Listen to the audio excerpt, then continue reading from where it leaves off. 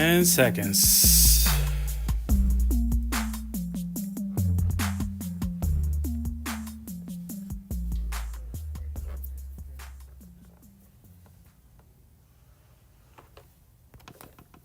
What's up, openers? Welcome to season 4, episode 21. We are not legal age to drink. Hallelujah. Amen, amen.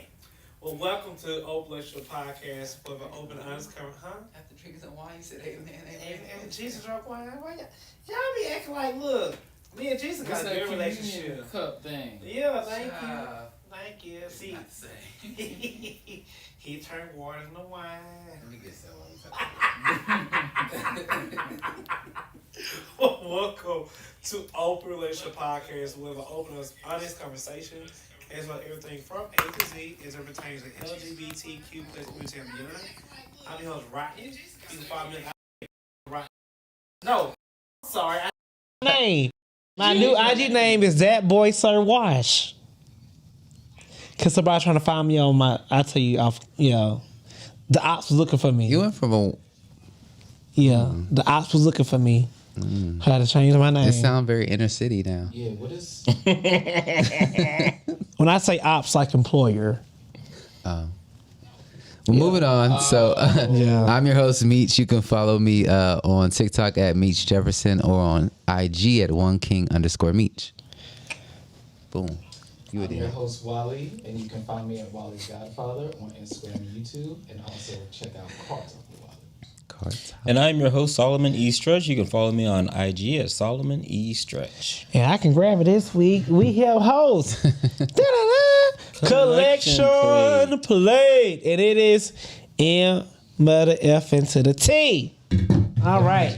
So how you can fill that baby up, you can give it 3 ways.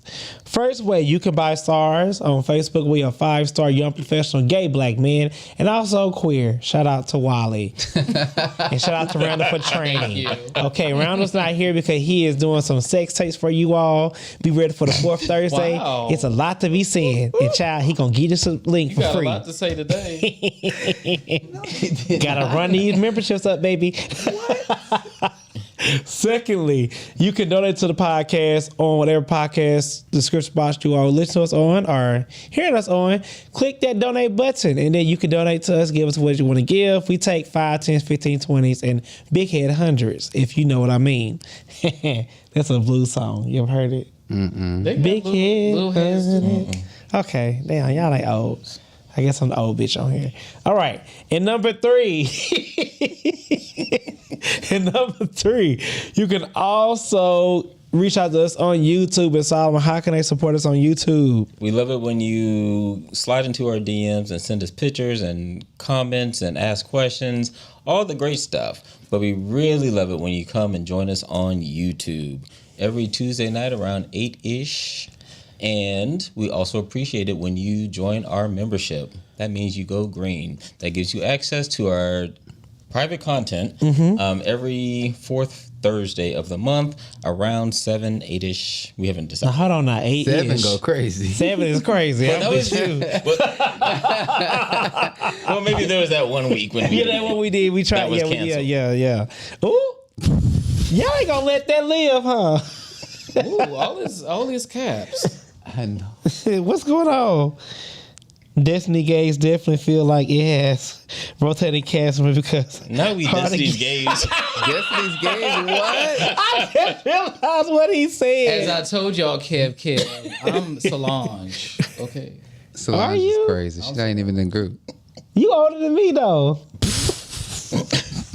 That don't make no sense. Don't try it, bitch.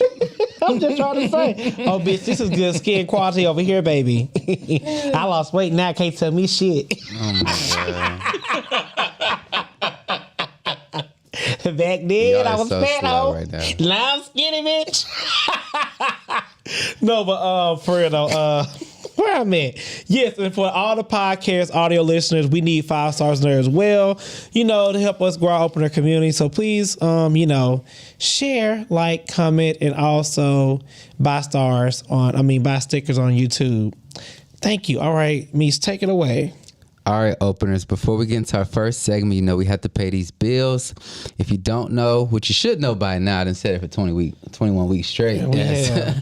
Apple is our official sponsor for the Open Relationship Podcast. If you haven't done so yet, click the link in the bio for 1 month of Apple TV or Apple Music. As always, your support is always appreciated. All right, and like the fella said, we will be live next Thursday from 8 o'clock on, somewhere in there. For our Green Check members, Patreon subscribers, and our Facebook subscribers. So make sure you guys tune in. If you're not one of those groups, make sure you join. All right, you guys ready for Hot Topics this week? We are, Frank. You know I got that right there for you. Okay. How can you see that? It's so small. Then I was like, I want My you to eyes hold your is eyes. conditioned to... Oh, okay. Yeah. Y'all ready for the Hot Topics? We are. What's going on? What's going on? So we only got 5 topics this week, but I wanted to start off with the topic that you brought up last week, Rodney. I think it was you. You did Hot Topics, right? I did. Oh, yeah. My grade on the Hot Topics last week, I give it a 7. It was good. I take a 7. It was good. A 7, room for growth. Thank you. And it means a quality job right then and there. There you go, Zane. Get 5. I give it like a 7. I'm here, Wendy. But one of the topics that you talked about, I was at home. You see, I was in the comments and stuff. The Supreme Court is going to weigh in on gay marriage. And I was thinking, I had saw some Facebook posts, and obviously I talked about it on Facebook, and there was a lot of my straight friends was like, hey, they shouldn't be doing it to y'all. And I was like, y'all next, right? Y'all know that, right? So I just want to mention, since gay marriage became a thing in 2015, they relied on the 14th Amendment to make gay marriage become a thing. Well, 50, 60 years ago, they also used the 14th Amendment to approve interracial marriage. So once gay marriage becomes a thing of the past, interracial marriage and other things like that will soon come after that. Just like when you go after Mexicans for deportation, you soon go after black people and colored people. What happened in D.C.? It's just a cycle so what, they of life. gonna snatch up biracial kids now on the street?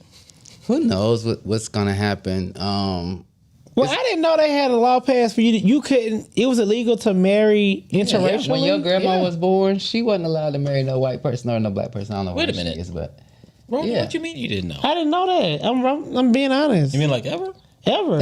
He said he a baby, y'all. When my grandma growing up, she wasn't even allowed to be on the same street as a white person. Nah, I knew that, but I did not know you couldn't marry different races. No. That was illegal? Yeah. You couldn't. It's been happening all through history, though. What kind of shit is that? You couldn't even use the same water fountain. I knew that. Yeah, Nah, I so knew how would they get married if they Down can't there. even eat at You the know same what? That diner? makes sense now. They couldn't even eat at the same diner. How was they going to meet? I never thought, you know how you I had But the reason why I'm saying this is because we have a very conservative Supreme Court. So once they hear this case, which is from the same lady in Kentucky that refused to marry the gay folks a couple years ago, that was very viral moment back then. She's bringing this to the Supreme Court again. So if they rule on this and they rule against gay marriage and it dissolves families and people lose benefits and all that type of stuff, that will be the same precedent that they use to separate interracial couples as well. You know what question that's why I think have? it's so important to talk about. And I think this would be for the Fortune 50 and 500 companies. When are y'all going to step and say enough is enough? Like, when are y'all going to say, like, this government is crazy? They're not, because their bottom line is attached to a lot of that stuff. Right. It's about money. That's crazy to me because we had so many ERGs at my job and it's so many support groups, you know what I mean? If the government is saying... Pride has so many different things. Yeah, like it don't make any sense. It's even in Georgia, I was just reading, this is a side topic, not even on Hot Topics, just morning, it's like 3 or 4 colleges took out the LGBT plus out of their discrimination policies in Georgia. So you know it's like illegal to discriminate for like sex, religion, stuff like that. So, like 4 or 5 schools in Georgia took out the LGBT language out their discrimination policy. So it's really something for people to pay. So now you can tell somebody to go to school because they gay. Because you gay, basically. I mean, it's a lot of stuff going on. But moving forward, I also wanted to talk about last week. I thought What Morehouse gonna do? As a person who's like has family members and things like that have been homeless before, that houseless people topic that you talked about. Can we move on? Can y'all focus? God damn. You ain't gonna call at my school and I ain't gonna say nothing. I'm just saying. No, Rodney didn't. Y'all, I mean, the men are there wearing heels and everything else. It ain't nothing new. But yeah, so moving forward. So last week we also talked about the Trump's executive orders and things like that to jail houseless people, which I call houseless, not homeless, houseless people in D.C.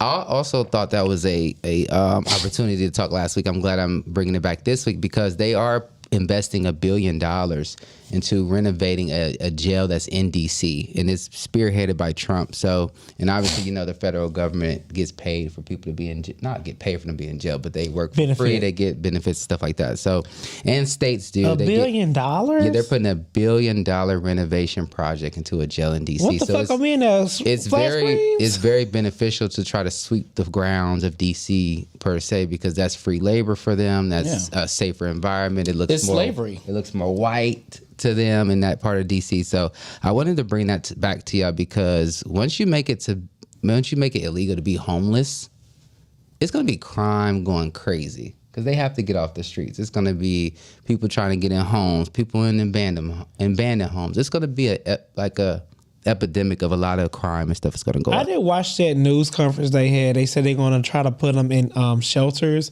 Do they have enough shelters for the houseless people? No. You know how many people are houseless in D.C.? No, I don't. Even just walking around the White House, that can be a community of people right there. For real? Because there's so much open space in that part of D.C. That it's a lot of houseless people out there. But moving forward, I thought another interesting topic was that Trump ordered the Smithsonian Museum. You guys know what that is? Yes, I do. He ordered the Smithsonian museums to redo their programming layout, and he wants it to reflect the history that he sees. And that led me to the topic of when we start telling our own history versus what we know as factual history, that can have a very detrimental impact on Black lives, Black girls, Black kids, Black relationships.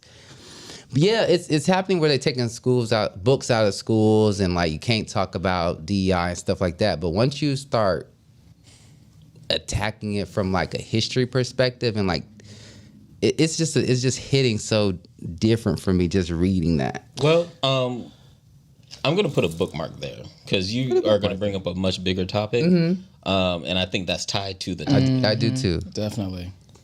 Were you going to say something? No, I think it feeds into that. So yeah, I was going to say something. So I was watching on TikTok. I just love my mama. She called it TikTok. And it was this YT lady who is very much for pro-Black people, things like that, progression of marginalized people. She's ally. Allies, basically. Thank you, ally. And her son, she told her son to go, I want you to go check out a book about slavery. He brings the book home.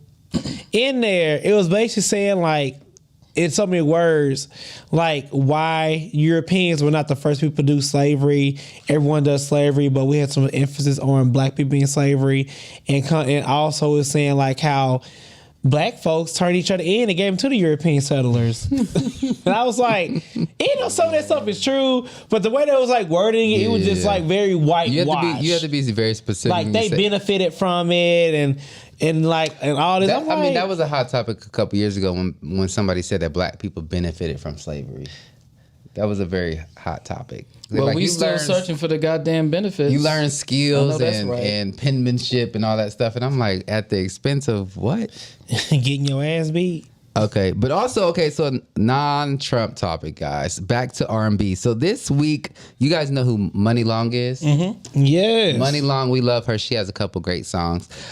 She made a comment this week that she felt that, the song Must Be Nice by Life Jennings? She felt that song that he was being a hater. Did you guys see this? I saw it. I didn't. I don't. Well, let me say this. I saw the criticism. For that she got. Okay, so her you ever told somebody like, oh, I just got a raise, and they be like, oh, must be nice. She was having that type of feeling about his song, and I loved his response because it was actually my response. When you look from a trauma perspective, you see trauma, like you see him hating. But what I heard in the song was him saying, it would be nice if I had that in my life. it would be nice if I found a girl that could make it nice for me. It's That's two always different there for contexts. me. Yeah, it was like he looking outside the window like, damn, I want that. Yeah, I want that for my life. Yeah. But he was thinking, oh, look at that man over there with that nice woman. I wish I could have what he got. So first of all, if you understand the history of Life Jennings and the album, Mm-hmm. it's basically his jail cell number, and so all of this is like he wrote It it is in his jail, his and it's album, from yeah. the perspective like I can't have this while I'm inside. Like, so girl, what you talking about? But he was in jail. Yeah. He did 10 years before his first album came out. that was the whole Must premise be of the first nice. album. That's why he in jail, so it must be Now the nice. album makes sense. Oh my god.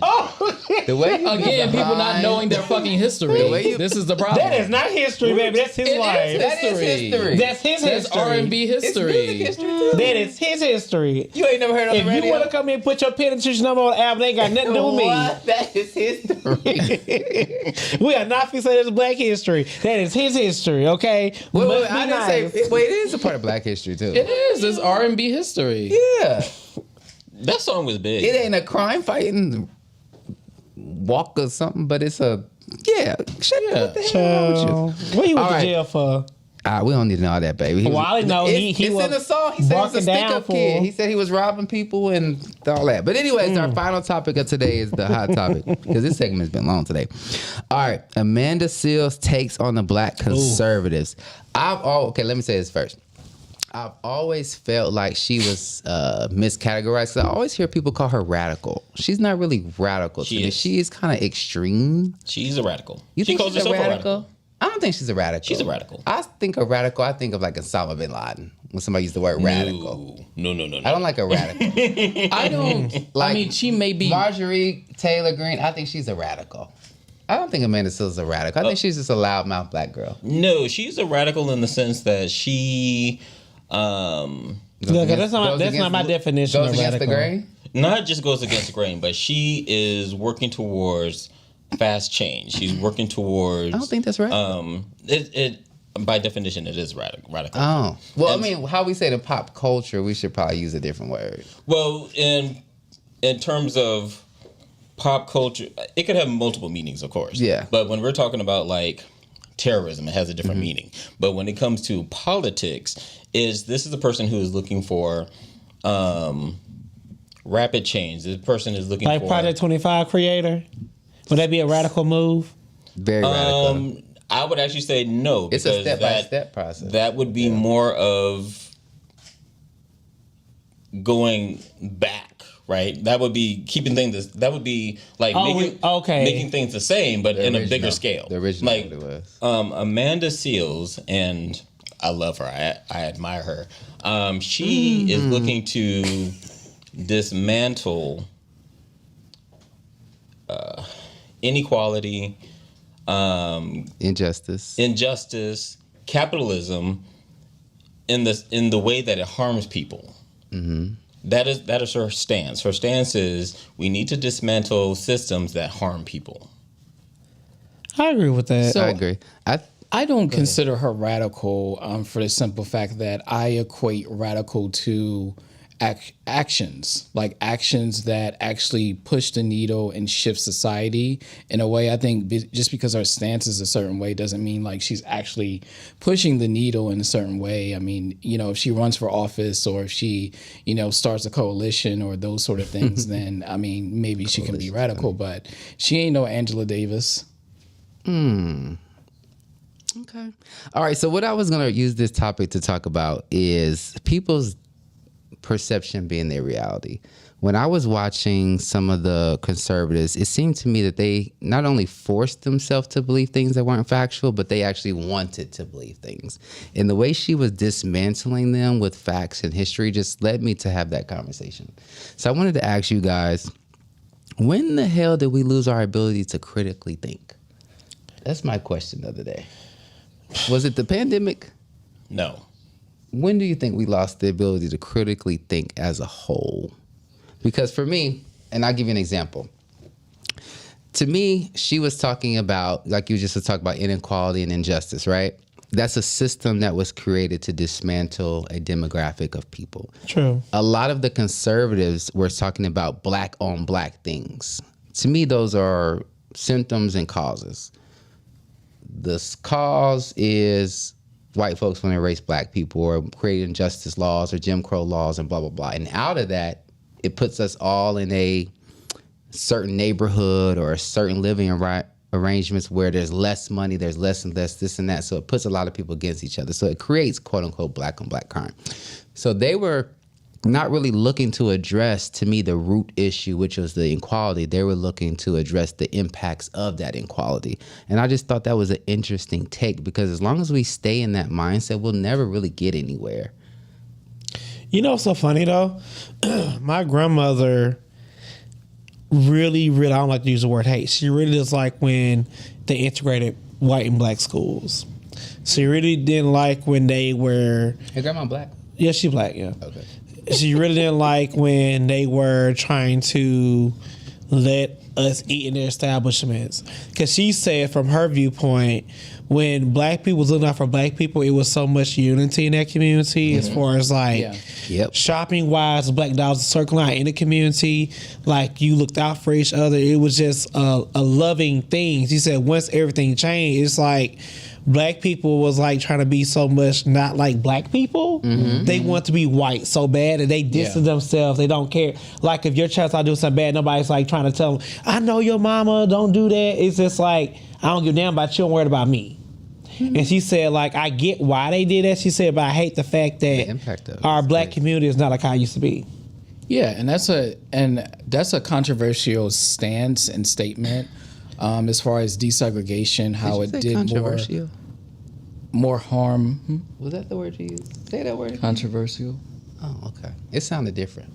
I mean, my accent, Did you make up the end of that my word? accent be, it just Controversial. I was like, wait, what? Controversial. Like, wait, what's going on here? All right. Spell check off. Go ahead. Yeah, desegregation. A lot of people do have that argument that it harmed us more than it helped us in a lot of different ways. I think that's radical. And I think it can be confirmed in just the distance between the classes and the black community now. We're not unified as far as like our missions and helping each other. That's true. But also supporting each other monetarily, like your grandmother mentioned. Like a lot of these core values in the community, the education, the being able to learn from our ancestors and our elders, respecting our elders, like these have escaped the community as a whole. So I understand. I think so. Like my grandmother went to a school where they had a principal and 4 teachers, and they had everywhere from grade kindergarten to 12. And it had 4 teachers. 4 teachers. And what? And she said like she learned. She felt like she learned more from that, as far as like black culture, as far as like loving, looking out. Like she felt one voice to listen to. Yeah, exactly. And she said, well, she knows when my dad went to school, instead of having this loving, nurturing characteristic, he was more like, I need to get money, get the fuck away from this community because y'all poor. Okay. So it's still. Was you about to say something? Well, I think there's 2 sides, right? And I think there's points on both sides. I don't think anyone's wrong. Yeah. And I think it's one of those things where, as a community, as a people, we fought for equal rights. We fought for desegregation, but with that comes consequences. Comes cost. And part of that cost is we integrate into schools where people who don't look like us teach us. Exactly. We integrate into hospitals where people who don't look like us treat us. And we don't get the same amount of treatment. We don't get the same education. They don't have their history to know, like... So to that point, because that's not the first time I've heard that argument, to a degree, I agree.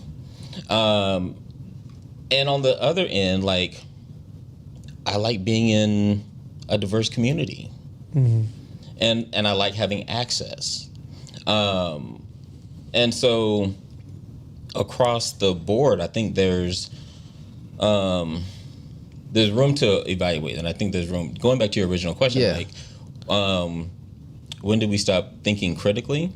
I think people get so gung ho for a thing that they stick to a point, and I think that's what we saw in the debate, that people get so gung ho about something that they double down and they dig deep.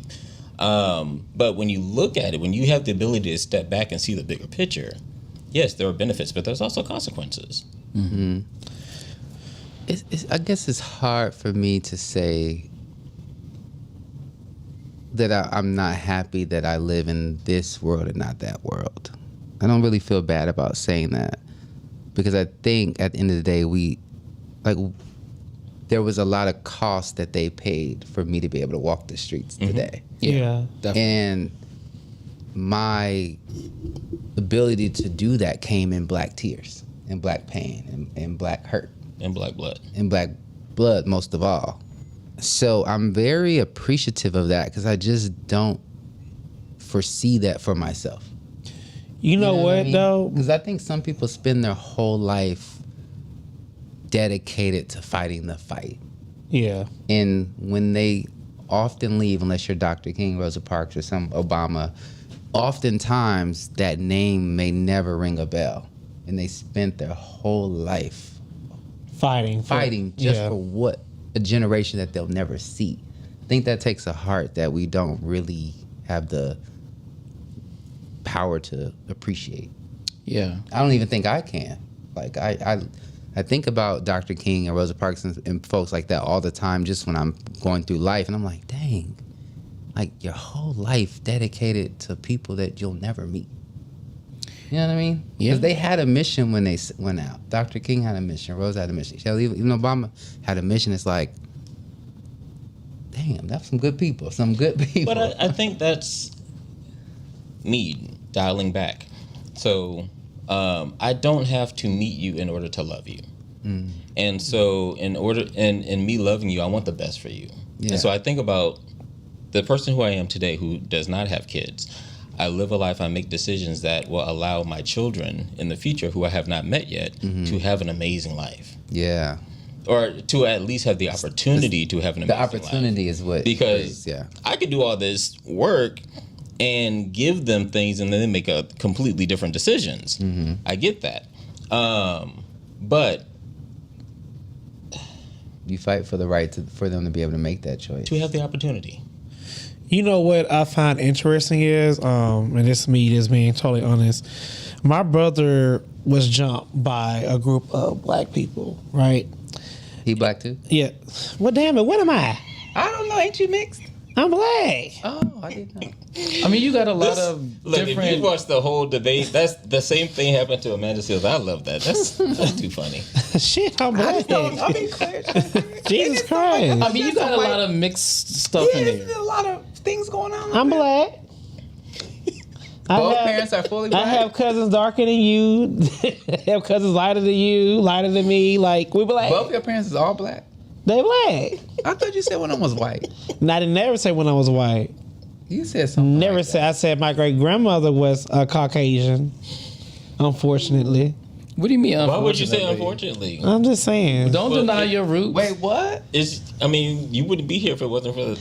Well, ex come For through the the man's side. intertwining of the races. I mean, she was white and some old shit. But anyway, to go back to my story, my brother was jumped by black people, right? Yeah, okay. 6 black men. Could leave him a club. He had a nice car, was in the military, and they trying to rob him. Mm-hmm. And my brother said, you know what's so funny? I live in Mississippi, and they try to Mississippi so racist. He said, a white person has never put their hands on me. I got jumped by 6 black people who look just like me. And when that man was saying that, and I was like, damn, that's how my brother feel. And I'm like, which could be true, right? You can never go in life and never be called like a nigger, something into your face, right? Yeah. But you can get treated like poor trash by your own community. You can walk in certain neighborhoods and people just beating your ass because you got the wrong color. It's so much to that, because a lot of that's about proximity. It's a lot about, because white people have their problems too, though. That's what people don't understand. Right, but they're not living next door to most exactly. Black people. That is true. Also, a lot of white people... White middle class and black middle class is different. We all agree? Yeah. Like as far as finances. Yes, for sure. They may not benefit from robbing you. it might be more of a cost to robbing your brother. A black person may benefit tremendously from robbing your brother. Does that make sense? Yeah. Because they may not need his $600, but that black boy that work on the corner, that work on the block, he may benefit a lot from But what's so funny though, but they have their own issues, and with me going to school, they definitely do. Where it's like half and half, and me having friends on being friends both on both sides, they have their kiki moments, they have their I'm better than you moments, they have their fight moments, they have their classes fight. Talking about like white and black people. Mm-hmm. So I think when you say they who are you referring to? Though. White people. Okay. White people have their own issues, but we don't see it because again, we're not in that community. So I think we had to be clear about the difference between economic violence versus systematic racism. Mm-hmm. Like they're not synonymous. So I understand your brother and whoever was on that podcast with Amanda Seales, they had their experience and it's very personal to them, and I understand. I understand that the violence that takes place in our communities, like I was around, plighted communities growing up, so I get it. But we also have to understand that you can't come on a platform and we're talking about things that are more systematic and you're diluting the facts. I agree with that. Yeah. I agree with that. I think we're getting to what I'm actually wanting to talk about. Because on the show, they were talking about black on black crime, and she's saying there would probably be less of that if there wasn't so many systems putting us together, bringing us down, putting us against each other. So True. I think that was an interesting, like you were saying earlier, it's an interesting side that I can see the impacts of systematic racism because I'm studying it, I'm reading it, I'm researching, I'm living it. Mm-hmm. But also black people who are living it, watching other people living it, still can wake up the next day and be like, it's the black on black crime. But what's it's so not funny that white though law. to it's not me, the Jim Crow law. It's not Trump. It's y'all fighting each other. but what growing up too, what I find, because you just did it, and I'm not trying to be funny, I'm just being honest. Yeah. It's like people question your blackness because you're light skinned or you too dark skinned. It's just like, ooh, I think that's a stretch. No. Is your brother black? Like. No. Questioning why? is like you question. No. Question. But you said it Don't wrong. you have this in you? And if we wasn't on live, I wouldn't say this. Questioning your blackness is about, are you black enough? I was asking what y'all's actual race is because you look passable for either one. But why? I wasn't questioning if it's that's valid a or question. If I say I'm black, right? Why does it matter what my lineage is? Because you were telling a story about your history. I was telling a story how my brother got beat up by black people. Is he black? Does the audience know if your brother black or not? I hope the audience know I'm black. Your brother got to be black too, just because you. Yeah, I'm black. Yes. What else color would he be? You could be Puerto Rican. He could be white. He could be whatever. Oh, y'all trying me. I mean, you using wordplay, not me. Objectively speaking, just like. Somebody look at you, they could, he could be Puerto Rican, he could be but biracial, what I find he could so be funny, and I use you don't know. And I used this example before. When black people are getting rewards and all this stuff, Emmy, Grammys, and first time nominee, they can be white as snow and black as black, they're black. But then when it comes to having conversations about stuff like this, then we come into the hue of your skin, and I don't get that. If I'm telling you I'm black, I'm black. Why would we on a smaller stage or a smaller a smaller platform? Then it comes to what is your parents? What is this? What that? Well, I think it's important because I want to know. Number one, colorism does exist in our community. It does. And then number two, I think it's because from different vantage points, it may be hard for someone who is darker skin or darker hue to believe that you had similar experiences. Because, granted, the lighting may make you look a little more pale. And that has been across studios. Walk that line is crazy. That has been across studios because sometimes they have had to use special lighting on you. And the audience, sorry y'all, we is derailing tonight. It's bad.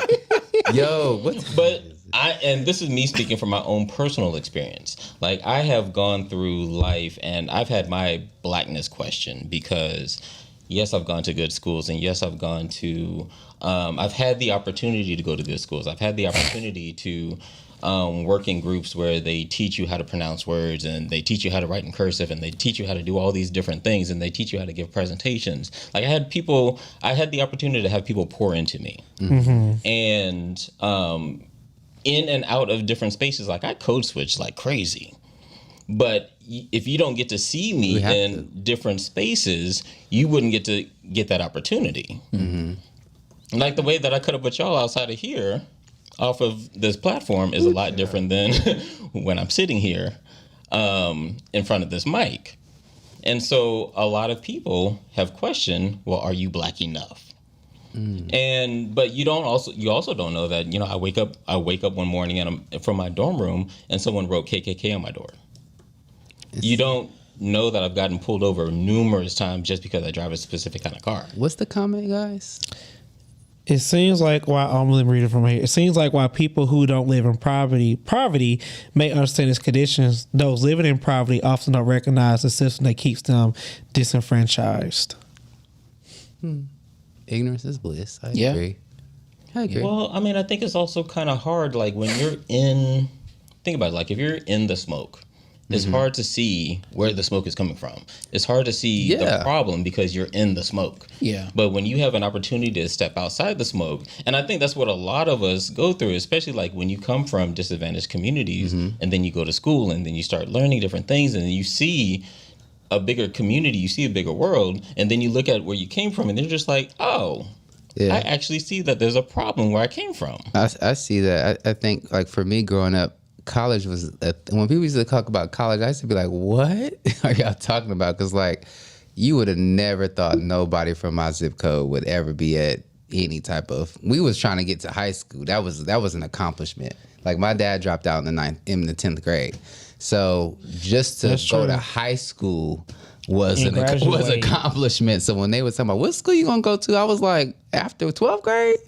What? And then when I actually went to college, I was like, whoa. This the real world out here, like. But I think what I'm basically saying is you don't know how big you can dream if all you're surrounded by is poverty. Like I know people who are on government assistance, welfare, and that's all that they know. That's the community. They've never been outside their zip code of their city. They've never drove 30 minutes outside their city and see what the other side of town looks like. So you are really limited by what you're surrounded by every day. So I agree. And it's crazy because in that conversation with the Menge Seals, and even in this conversation now, I don't think a lot of people realize how, even in this space, we're talking about how limiting America could be, how disenfranchising America could be. Even as Black Americans, we still have privilege. Even as Black Americans, we still have more than others. And so if you were to go outside of the country, and especially go to a Black country or go to a country where the people have African ancestry, and you're walking the streets, you'll see that outside of the United States, Black people are treated like shit. But as soon as you identify, or as soon as they hear your accent that you're an American or that you have money, now you're an American. You're an upper echelon compared to them. Or they will feel like that. They will think that, Yeah. Yeah, I mean, I had a friend who father is from the islands, right? And he made a comment that didn't really sit well with me. He was like, I ain't was gonna do the accent. He was like, what I find interesting with Black Americans, y'all are very lazy and ungrateful. And I was like, why do you feel that way? He was like, because y'all sit here complaining about not being equal rights. Y'all have food, y'all have jobs, y'all are able to work jobs and get paid money and get an apartment. He said, you know where I'm from? It's best if you make $1 a day. And I was like, well, I said, do you not know that you have the rights you have right now because Black folks got their ass beat for you to come over here? I said, so how lazy can you be? Because we can get our ass beat and do marches. You wouldn't be over in the United States. One thing I've never been a fan of is comparing struggles. Exactly. I have never... Like, how can you call people like... I suffered here, you suffered here, but who suffered worse? I'm like, but what's the reward if I did suffer worse? It's an endless path to nowhere. It's like, I don't want none of us to suffer, but if we are going to talk about it, let's not compare it. Let's talk about how to help each other out. But Yeah, so that's hot topics for the day, guys. I appreciate you guys indulging me. We took up a little bit of Randall's time since he's off on those excursions. So we're gonna move over to my boy Wally, and he has your get your life play a game segment for us. So Wally, take off. What's going on today? What's going on, openers? Welcome to Get Your Life Play the Game. And today's game is I'm scared to talk to you. You know, sometimes I guess in life we wanna meet you. Can I talk to you? Okay. Yes. I really wanna know you. Okay, so I just was watching a story yesterday. Do you know he wrote that song at 15 about a girl that he liked and she was moving out the country? For real? Yes, he wrote the song about a girl he liked. She was moving out the country or something. So he was a gospel singer with his mom at the time. He recorded the song in a demo and gave it to her. But he never met her again, but he kept the lyrics.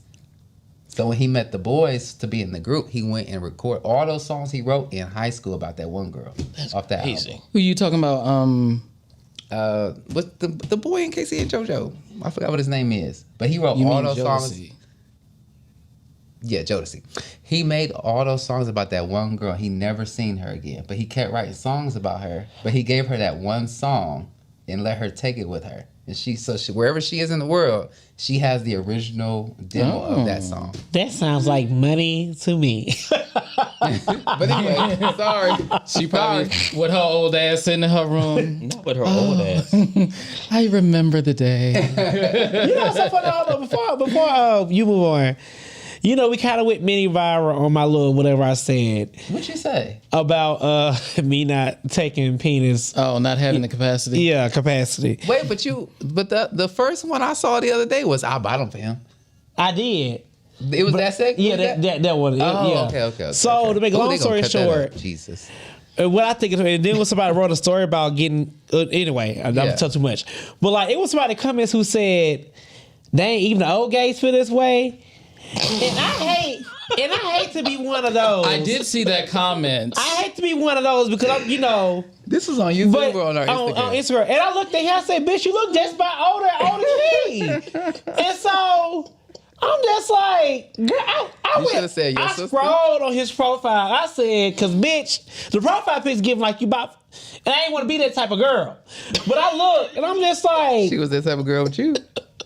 I said, bitch, if you compare faces. They go But lower, Rodney, go this lower. is a lesson. You know, as you have more viral I know, as moments, you CEO, cannot Mr. take Stern. things personally. I'm not taking for it's just so funny People how really are. Clearly personal. it was just funny how you just talking about. just talking about Dang, delusion. Even the old gays, I look just like, Come on. bitch. Let's go Wally with Wally Yeah, please segment. go. But I just want to say that. Go, I saw Wally. your comment, bitch. I'm just saying, I love you. Thank you. I still get hit on by 20-year-olds, so it It's doesn't like matter. that comment that bothered me when they said, I feel like all the new hosts are trying to be somebody else. Bitch, you don't even know us to even make that statement. Oh, yeah. That was Somebody else like irritating. what? They said, I feel old like the hosts. 3 new hosts are trying to be something they're not. And I was like, how would you even know where we're starting from? This is your first time meeting us. You don't know us, bitch. Well, everybody got an opinion, just like assholes. So Oh my God. Go Go on fuck with your yourself. segment. okay. All right, the game, guys. I'm scared to talk to you. All right, I'm scared to talk to you. Sometimes you have situations. Apparently, we got a lot of stuff to say today. We ain't scared to talk to nobody. Look now on time. 9:15. We're probably gonna go straight to the letter. Why? The time. Depending. You know, if y'all don't want to play the game, you know. Come this- on, Wally. Solomon, what's your segment 30. about? Okay, we good. He said we good. All right. Seth, No, we ain't. We won't be out of here by a certain time. Come on. if I get to interrupt it one more time, You ain't You ain't playing shit. I know what I'm Today. playing. Come on, let's go. Come on. sometimes it's Wait, I difficult. like Solomon's segment. We got to do that segment. Oh, Jesus Christ. Go, Wally. It was an inside thought that came out. Well, go ahead. Go straight to No, the we second want to game. play the No, I mean after I yours. said one more time. God damn it! Get your life, play the game. Do your intro. They want to hear. You got The people 6 want to hear. scenarios. We got to go. Sometimes in life, You introduce your game. We should have recorded this I earlier, so did. we're live. How many times I gotta introduce it? Introduce one more Just time. go to the questions. I am scared to talk to you. Okay. Okay. All right. But we have a lot to say today. Okay. So none of us is scared to talk. Go on time, Jordan. Read the rules. Yes. So sometimes it's difficult to have important conversations, whether it is with your partner, whether it is with your, whoever you interacting with. Like, and I thought about it from the standpoint of like, say you're at, you see your crush in public and you're like, what would he say? Like, how do I strike up this conversation? Meech is being I'm messy scared. tonight. I'm scared, but you Kev. need to unscared yourself and talk. Don't talk, ho. Yes. So Okay. the situations are, these are difficult situations. So how would you speak up and unscared yourself? Skip me with number To one. talk Use that for him. Who was him?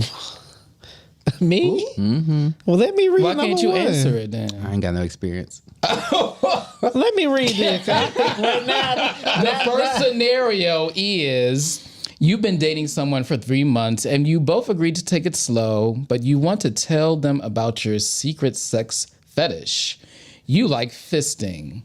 So what are you going to tell them that, it's difficult to talk about your desires? You like taking stuff slow though. Everything but the fisting was not your thing. That's why I'm off. You went off the cliff. I'm You went fucking on off first the- night. Well, hold on. Wait.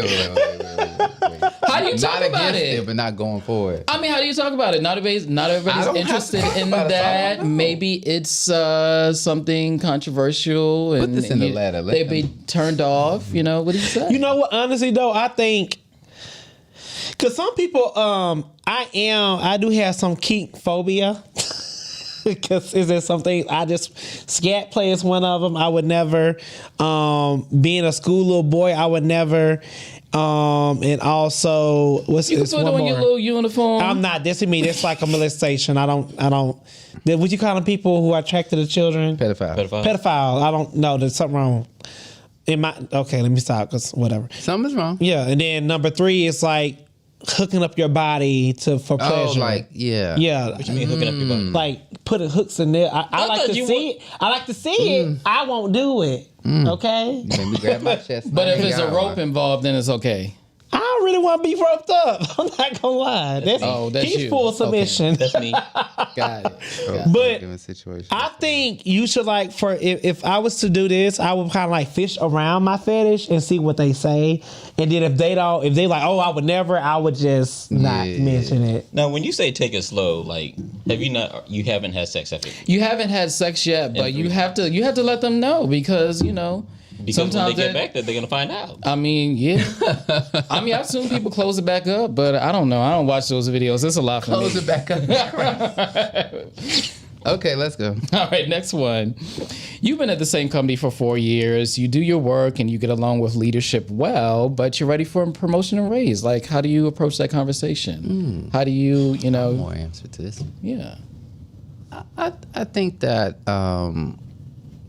once you become stable at a certain position and you gain expertise over time, you create equity and you create value in what you do, and you're bringing more to the table that is a higher cost than it was when you were just in your junior position.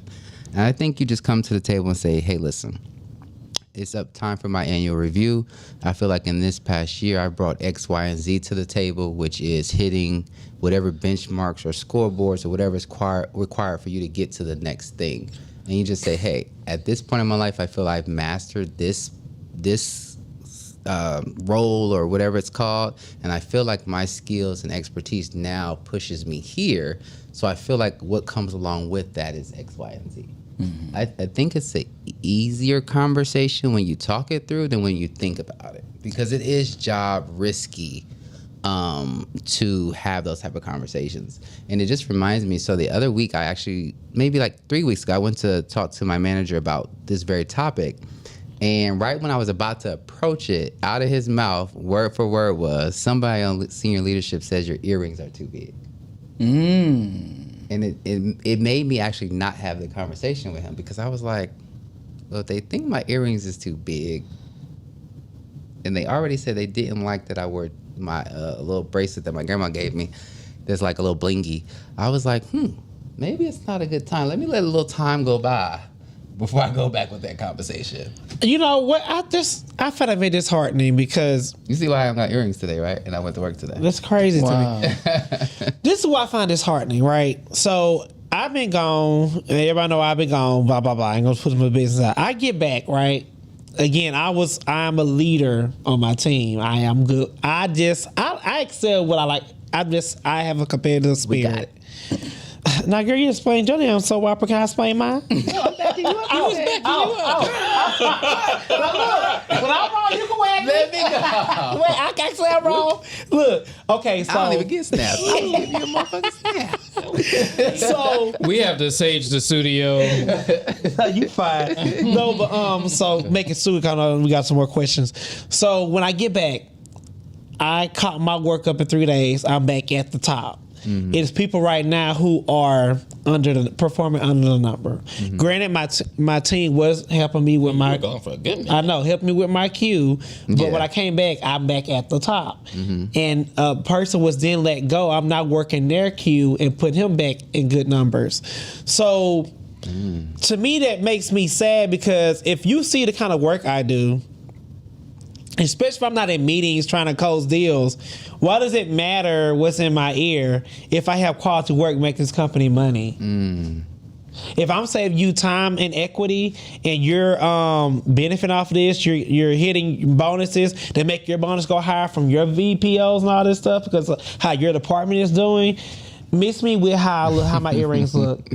And I'm gonna get my raise or not. Cause I'm an avid person for leaving a company if they don't see your worth. Oh, yeah. I have done that. How many jobs I had since I've been on this damn podcast?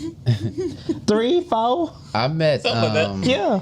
I met, what's the CEO of Chase? The brothers, the Diamond brothers. Yeah. I met them one time in the elevator. And we was having a conversation, and he said to me and my friend, he said, you should never be in a job more than 24 months. If you are, you haven't mastered it if that's not where you want to end up being. If that's not your dream job, you should never be in that job more than 2 years. In 2 years, you should maximize everything you should have learned in those 2 years. And if you did, you didn't take advantage of those 2 years. I like that. I like that. That's well, And he that's said that me. to me when I was in a junior in college, and I never forgot he said that. That's solid. Yep. So I would say, I would ask if there are any opportunities for growth. And what does that look like? What are the positions that are available? How could I maneuver into those positions? And what is the what's the pay scale? Pay scale. And also, it also depends on who does that person report to. Like, if I get that promotion, who is my VP? Who is my program director? Who am I going to work under? Because sometimes it get a little funny when you start to get into them higher numbers and they start to pay them different numbers. They start to be like, well, he's not systematic, or he's not by the book, or he's not this, he's not, I've definitely they start to get a little, that. when they start to pay them higher numbers, they start to get a little picky about who they give those higher numbers to. But yeah, that's the way we got for that. What's the next one? You see your crush at an event and you want to go up to talk to them about something more personable than the weather. You don't want to be coming up to them all awkward and be like, oh yeah, it's cold outside. Like, Oh, you like in the get the number stage. That's what you're saying. yeah, you just want to strike up a conversation to see if there's a vibe there. To me, I've never been a shy person when it comes to that. Because I'm a person that, like, Go after it. if I'm nervous or hesitant, I'm still that, like, how do I say this in words? Like, I try to be the person that the younger me needed. So the younger me probably wouldn't, but who I am now would.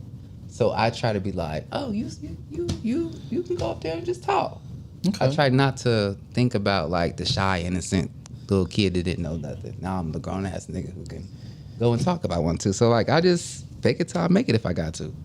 Go and get it. Go and fetch it. I'll try to make it as, as easy as possible. Be smooth. I'm not an approacher. It just ain't never been me. I don't know if it's scared. I just ain't never done that. Like, It don't have to be an insecure thing. You may just not want to talk to me. To me, or have the urge. I'm not the friend that goes out and seek niggas. I'm not either. That's not me. Like, I'm not either. I'm not in the club trying to, who can I do? You know, if it happened, it happened. But I'm not that person. Like, I'm not working the room. I'm not speaking to 1,000 people. I go sit down. If I go to what I'm going to, like, to me, that's just too much. If I see you and I know you, I'm going to speak and keep it moving. I'm not, and even if I see somebody I think who's attractive, Yeah. I just don't. Your program is very interesting. Thank you, Bert. I just Jinx. don't Hey, Bert. understand that. Oh, we know that? Yeah, well, he been a long time. Hey, Bert. I agree with Rodney. I'm not. I don't approach people. Like if we're out and we do that whole staring contest, I'm gonna just let it go. He looking at me, I'm looking at him. It's crazy because I'm actually getting nervous when people come up to me. Really? Yeah, I'll be like, what? Like, that's literally. I'll be like, what? Like, what? I actually like that when What you you come up want? to me, because my friend group is very intimidating. Yeah, I get nervous when people come up to me, especially in public. In Atlanta, it's very different. Atlanta, folks will approach you in Atlanta. Back home, Definitely. In Ohio, they would be like, oh, hey, it's Facebook. I saw you at the mall. Not in Atlanta. I was in the mall the other day. Hey, yo. Like, What the residuals looking like? I made a video. I made a reel about it. Like, yeah. But yeah, anyway. What's the other one? Your brother is staying at your house for a week and you catch him having sex in your kitchen with a girl that ain't his wife. If you would have stopped that girl in the kitchen, I would have just minded my business. But that isn't his wife. I don't play them type of games. He getting out of my house. I don't play them type of games. You getting out of my house. Like, Listen, I had to buy a suit. I had to probably fly somewhere. I had to sit in that lady's face. You not about to bring that in my house. Mm-mm. yeah, you just I gotta don't go. play like that. Mm-mm. I don't play like that. I don't think I'm gonna sit here and tell your wife, but I'm not gonna help you cheat either. This is my rule. So what play you like gonna that. say to him? Get out. Get the fuck out. I don't play them type of games, baby. It's across the board. I don't play them type of games at all. No. Because I put this on. I wish Randall was here. Oh my God, he said this in my DM yesterday. The other day. Because I had wrote about this same situation. I said a disloyal partner is a disloyal friend. Oh, I did see disloyal that. family member. Yeah. Disloyal person. I don't play them type of games. Well, first of all, after you disinfect my Meech account, knows what. What did he say? Meech let knows me his holler name. at your little mama. He's so funny. Baby, if I was expanding on this topic, y'all would holler at me. But yeah, That does happen. but yeah, disinfect my kitchen first, and then Disinfect? yeah, hell I don't Oh, even you want you mean to do disinfecting? that. Child, I do that right. myself. Been juices all on the counter and stuff. That's your first step, and then we gonna have a conversation with the real. What you fuck you doing? Outside the house. Because you gotta Outside go the first. Well, there's disrespect all across the board because number one, the brother's staying with you, Yeah. and they having sex in your kitchen. Right. In your kitchen of all, that just pissed me off even more. You got a in your rule. kitchen of all fucking places. I'm You glad don't you even caught live up. here, ho. I just thought about that, bitch. I'm fighting you. Yeah. Not where I cut my avocado. Bitch, I just thought about the in my kitchen. All right, That's You what can it's fuck in the garage. Or Next one. What's the next one? Bathroom, Yes, bitch. what's the next one? Your Kitchen. partner has had the same dog for 17 years. The dog is blind, pisses everywhere, and has diabetes. You have to have a conversation with your partner about sending this poor baby to glory. I couldn't do it because I'm a dog owner. Oh. This ain't my question. I'm gonna approach the conversation as long as you are fully accountable for the dog. I'm not gonna tell you to take your dog to glory because that can be a traumatizing thing. As long as I don't have to do nothing to take care of the dog. Well, this made me teary-eyed. I would have the conversation. I would. Tell him to get rid of the dog. Yes, because this is your partner, right? Yeah. So this is how your partner treats a pet. When you get older, this is how your partner's going to treat you. treat them? What you mean? Yeah, you just gonna want to put them down. Why do you want to put them down? Why do I want to live like this? Like so, what? Oh, you said letting them suffer. Like so if I'm in this position and my partner has the ability to let me go, let me go. I mean, I like how you did that, but no, you're not killing Scooby. Listen, my dad pulled the plug on his mom. She said she never wanted to live in a what's it called? Vegetative state. Yeah. He did not want to do it. He kept saying this shit, and the family was all like, "No, she said she would never want to live like that." He was like, I gotta make this call. I'm not doing it, and he didn't until she went on her own. Wow. See, But You know what's so that's funny. So my daddy had a I feel stroke. like he should have listened. Same thing. My okay, let's see some people. Anyway, a family member of mine was in that kind of state, and my dad was like, "If I'm like that, I don't ever want to be like that. Y'all let me go." Lord behold, 2 years later, he had a stroke. Wouldn't wake up, whatever. And the lady was like, "We had to do surgery on your dad," and she was like, "Do y'all want him on a breathing machine?" I said, and we were crying. We remember my daddy respectfully said, "Don't put him on no damn breathing machine." He didn't have to get the surgery. Somehow the blood just disappeared, like the blood clot. And we told Dad, I said, "Thank God you alive." I said, because if you would have been on a breathing machine, we're going to let you go. He said, "What the fuck you mean?" I said, "Daddy, this is what you said out your mouth." I said, so when things, I said, don't say things around people you don't want to say around your children. Because stuff happen like that, you're going to have to do what they tell you what to do. That's a permanent choice you're saying right there. And I was like, "Dad, you would have been dead mad at us because..." I was like, "How you got here? My kids see me the glory." I was like, "God, he told me to do it." God was there when he said it. I'm just saying, God like, is the official be careful record. with what you say around people, because when they have to make tough decisions like that, they're gonna remember what you said last to them about that Look, situation. it needs to be in writing. Like my mother has It does. do not resuscitate. Really? So, yes. Like my mother doesn't want to be on a breathing machine. She doesn't want any of that, and I'm the same way. So it's like, Isn't CPR like Isn't that the same thing? that's a part of it. Oh. Well, I don't think CPR is about resuscitation. I think it's Ain't they like bump? CPR is Oh, that's when they do the no. That's different as well. yeah. Oh, okay. Yeah, they're all different. I've been watching That's that not Angel Bassett resuscitation? stuff. I mean, That's what it well, was. It is, but Yes, it's not. but- Not to what we're talking about. yeah. Oh. Yeah. Like I think CPR is more like I'm choking on something, and I need to get my airway. Like the blocked. Heimlich. it's like Yeah. Okay. Well, Get it out. What you call it? I said it right. Well, the Heimlich is part of it, but like I'm thinking about it. Someone's laying on the floor and you're like, Oh, you talking about you? If I find you passed out on the ground, don't just let me go. That's what they want. no, call the police, call the ambulance. Yes, call get somebody. help Child, you because, need right- because But- you ain't qualified to do that. Scenario. Wait, you got one more, right? If I am in need, I don't think any of us is qualified to do it. I definitely ain't. He said no resuscitation. Please don't put me in a life or death situation. I promise you, I am the white girl from the scary movies. Please don't put me, because I get nervous. Like, please, I'm telling y'all, don't have no emergencies around me. Just Well, we actually have a conversation about that for dial the number. Probably do. Dial the 3 digits. Don't have no But y'all emergencies saved my around me. life. Let me All right, say- go to number 6. save He my got life. one more, y'all. Last one. Your pesky coworker keeps stealing your good snacks from your desk. Ooh, child. You don't know who specifically it is, but you need to communicate everybody the new rules. In a meeting. I ain't never had a I'm problem. gonna bring it up. In a About meeting. your snacks? About my stuff. I have noticed that my snacks have missed for the X amount of times. It's on the X amount of people in here. If you are doing it, do not do it again. If not, I'm going to get you. I'm gonna put diarrhea stuff in there. You're gonna be shitting all day. I actually don't think you could do that. I don't think it's I would. HR approved. No, I think that's illegal. The second part you cannot do. Because you ate my stuff. It's retribution. I might like diarrhea medicine.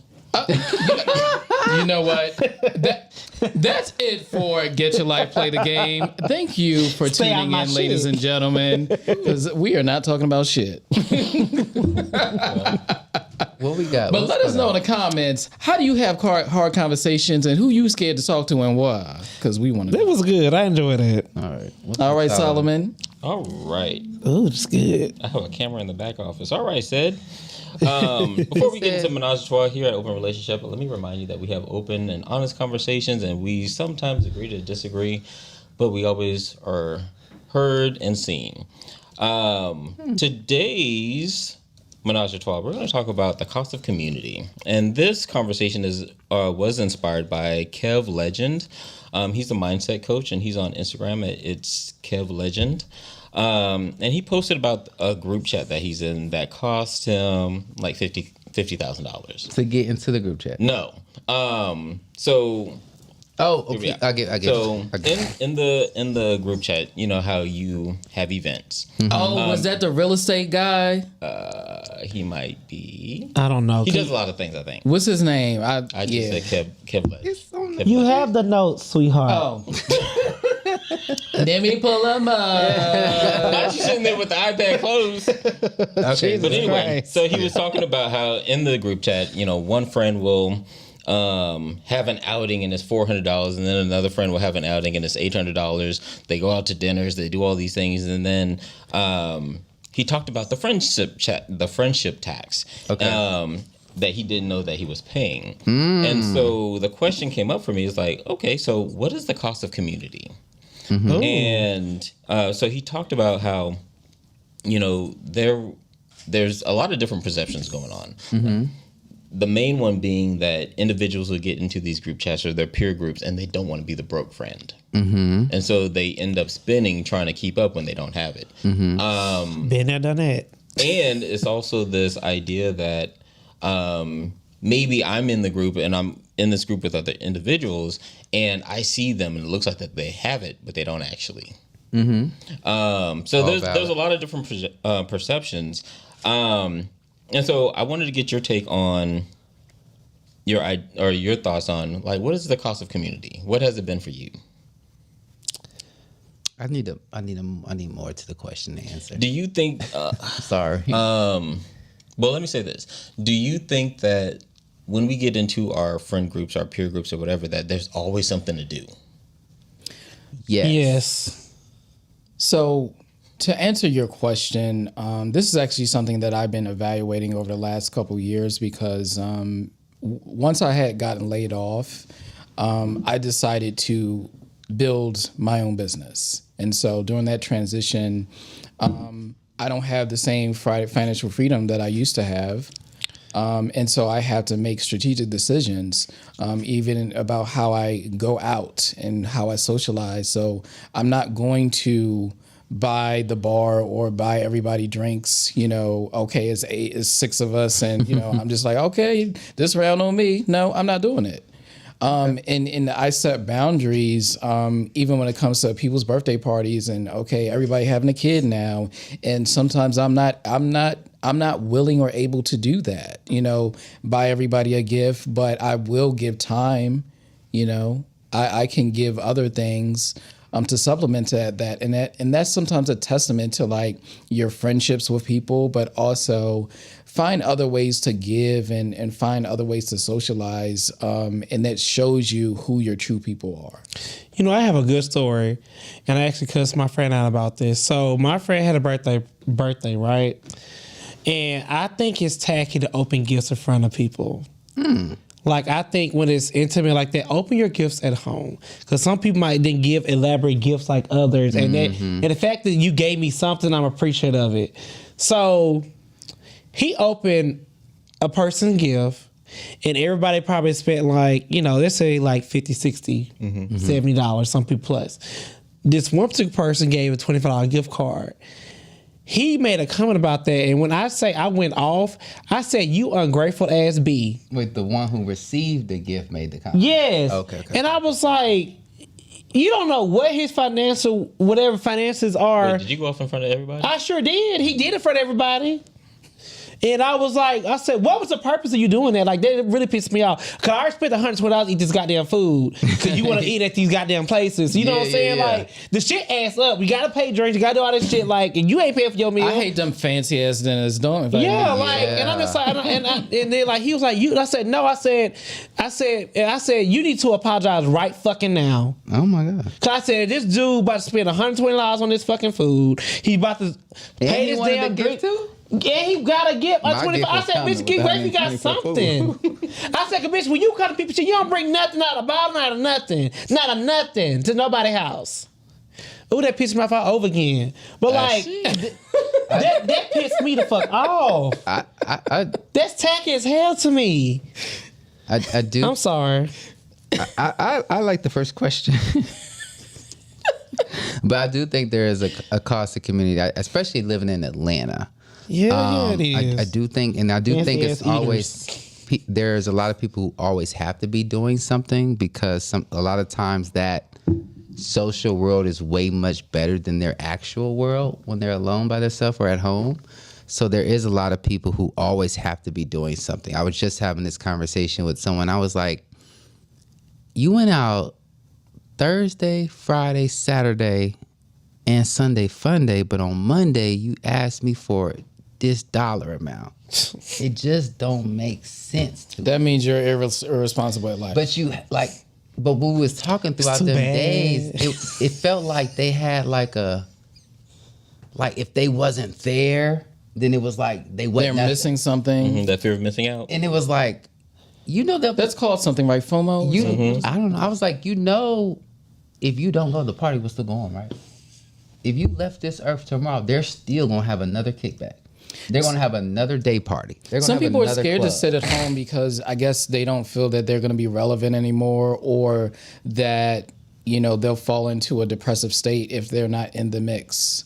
And that really causes us to evaluate ourselves. Like, how are you with yourself? I think if you can't sit with yourself, that should tell you a lot. But also, we should not shame people for not wanting to spend money every time somebody go out. Because I'm not going to lie.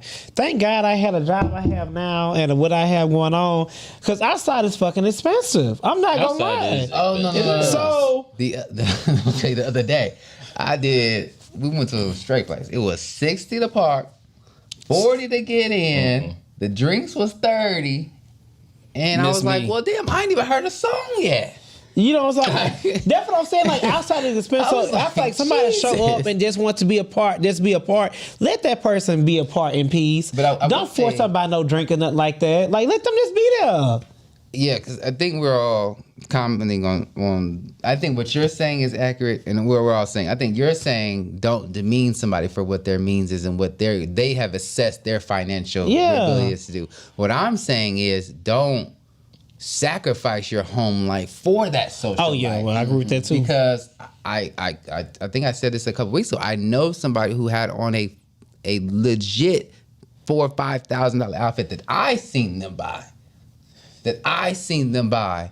And at the end of the night, What does a $4,000 outfit do exactly? Does it like shit for you and pee for you? Like what? I'm confused. but what I'm not there yet, getting so I all don't that. know. But I'm just gonna be serious. I'm for real. They had on that I saw them buy this outfit, and I saw them or whatever.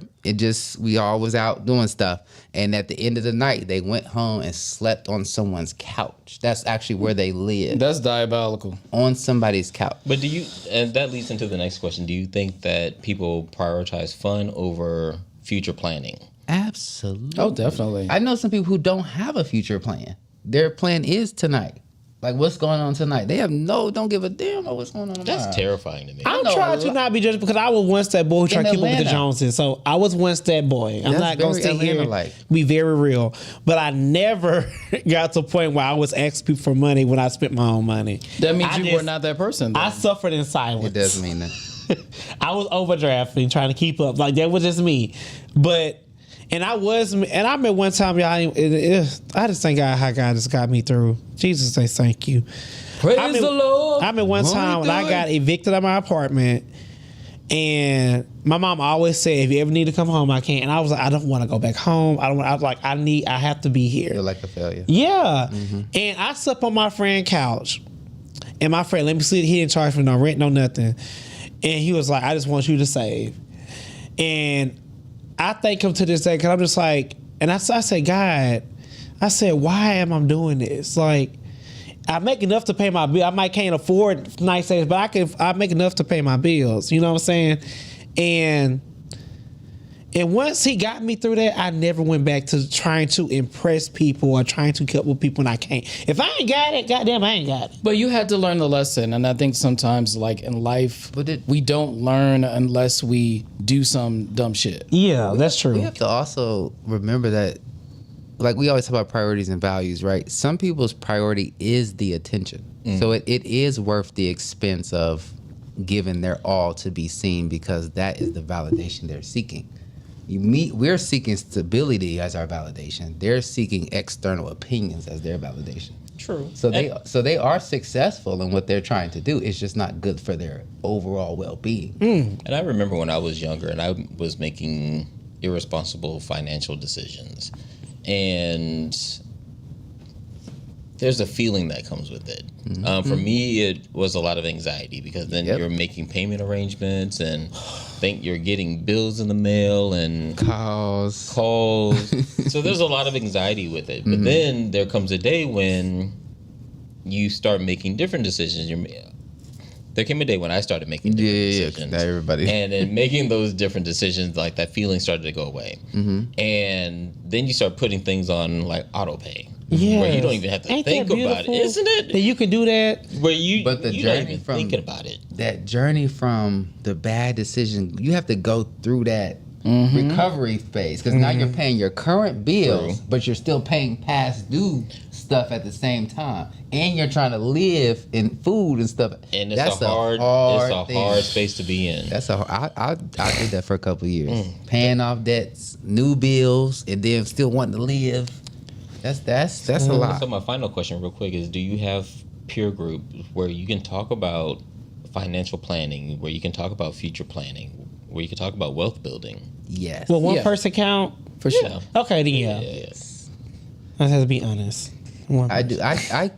So for me, I categorize my friends. So I like in my mind, not like on a piece of paper, but like in my mind, I have my friends categorized. So when I want to talk about certain things, like I can go right to somebody. I know like my best friend Ashley, she lives in New York. She told me years ago, 20% every other paycheck Meech, just 20% of every other paycheck. And I have lived like that since I've been in Atlanta. That's good. That's really good. So they're and then like I have like my older brother. He's always like, "Hey, what's your credit score looking like?" And what is so he's there. I have people who keep me in line when it comes to that. But I also am a person who like push the limits when it comes to my financial spending. Like as long as my bills is paid. And as long as like if I lost my job today, I would at least have like a quarter. I feel like I can, go out and do a little extra than I normally would. Well, you got like 5 jobs, so. Lord Jesus. All right. Let's go on I'm top. just trying to figure out why do y'all think You ready to I stop want a it? job? All right, Rodney, I'm gonna pass it off to you. Let's get to this letter. All right, y'all. I mean, I enjoyed the conversation today. And Wally's so serious. Yeah, He's Jamaican. we need to edit on this episode. We got to get a lot of this out. We do. All right, openers. Welcome to your favorite segment, Oh, it's a which short is letter. Go my ahead. segment is the letter. I say it coincided with the comment I made. And you can send your letter in 2 ways. You can email us at openrelationshippodcast@gmail.com, or you go to our website, openrelationshippodcast.com, click contact us, and send your letter. All right, so across the screen.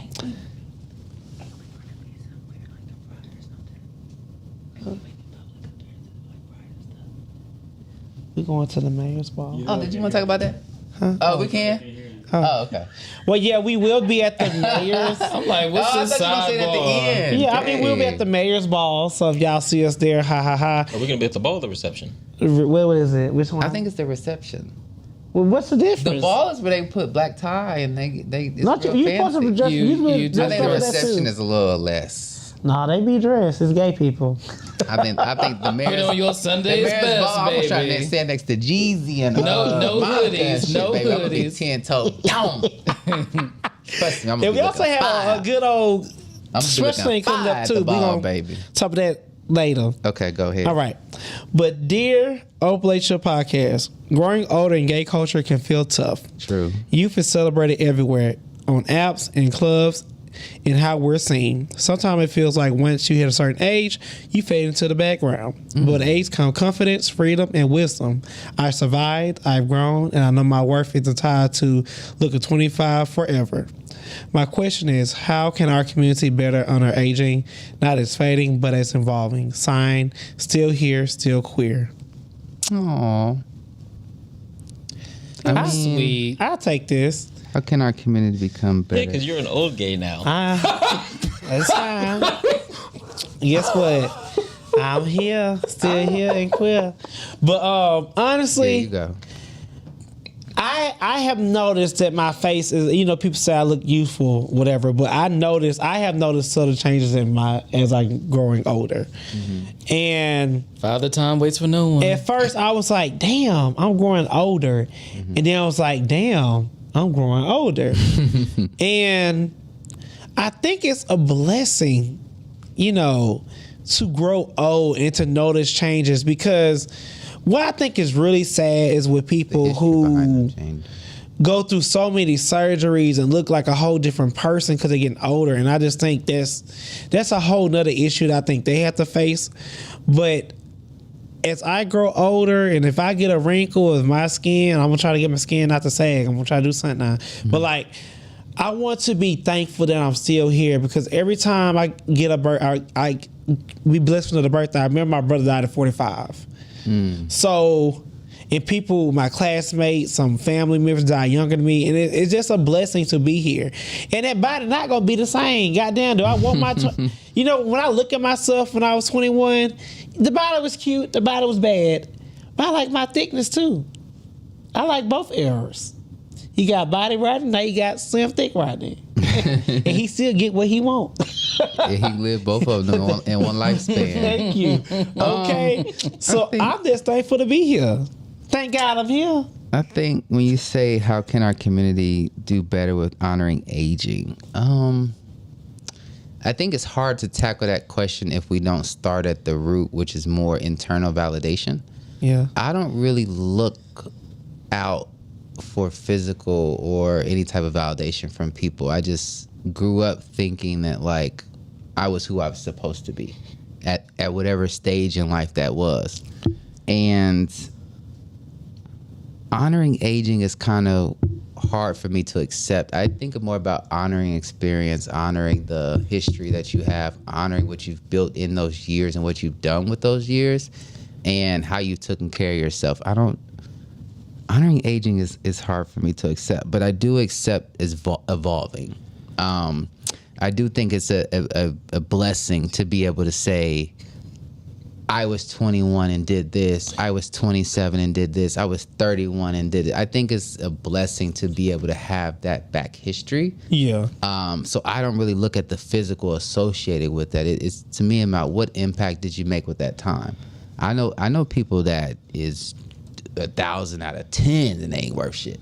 So I'm just gonna say that like involving the looks without really looking into yourself, because this reads to me as a person who is hearing all of the talk around the city about looks and look good and is not feeling worthy to be a part of that conversation because they don't feel they look a part of it. But maybe that's not what your focus should be. Your focus should be, am I worthy to be mentioned it to myself? Because they're not going to give you validation that you don't feel yourself. So I think you have to answer those questions first before you look for community. That's my opinion. Yeah.